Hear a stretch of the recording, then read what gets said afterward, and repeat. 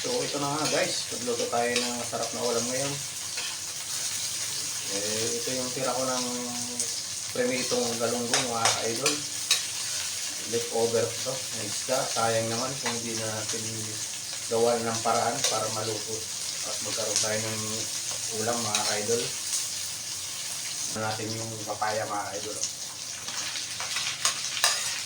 Ayan, papaya. Maglalagay tayo ng toyo dyan mga ka-idol.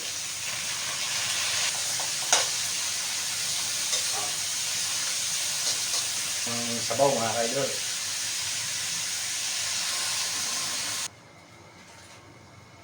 Lagay tayo ng asin mga ka-idol.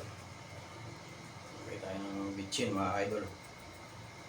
Muna lang kung kumakain ka ng ganitong simpleng luto ng ulam ng papaya mga ka-idol, share mo na lang kung kumakain ka nito. Paglalagay tayo dyan mga ka-idol ng oyster sauce mga ka-idol.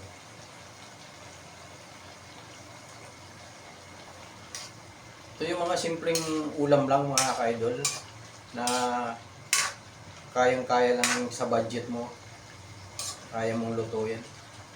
Kahit kulang sa sangkap mga ka-idol, so makaraos lang tayo sa ating hapunan, tanghalian, okay na tayo dito mga ka-idol.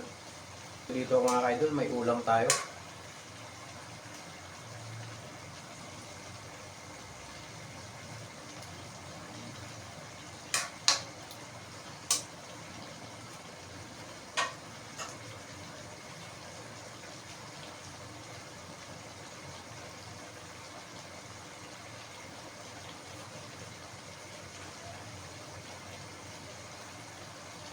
So ayan mga ka-idol, okay na to.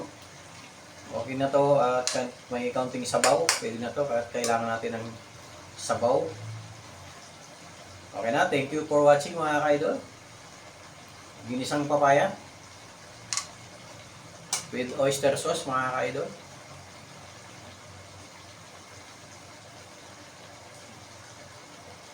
Thank you for watching.